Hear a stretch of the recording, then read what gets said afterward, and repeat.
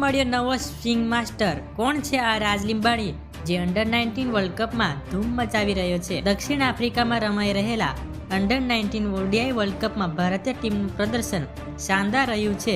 League તબક્કામાં જીતની hat trick નોંધાવ્યા બાદ યંગ ઇન્ડિયને સુપર 6માં ન્યૂઝીલેન્ડ સામેની ચોથી મેચમાં જીત મેળવી હતી. જે બાદ ભારતીય ટીમે નેપાળને હરાવીને સેમીફાઇનલમાં પોતાનું નામ પાકું કરી લીધું છે. સુપર 6માં ન્યૂઝીલેન્ડ સામે રમતી વખતે મુશીર ખાને સદી ફટકારી હતી, જ્યારે સૌમ્ય પાંડેએ ઘાતક બોલિંગ કરીને 4 વિકેટ ઝડપી હતી અને ભારતને 214 રનની મોટી જીત અપાવી હતી.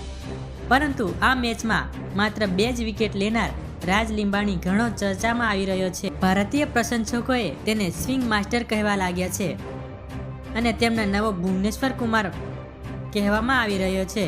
આવો અમે તમને ભારતના આ યંગ સ્વિંગ માસ્ટર વિશે કેટલીક રસપ્રદ વાતો જણાવીએ. 18 વર્ષીય રાજ લિંબાણી ગુજરાતના બરોડાથી આવે છે.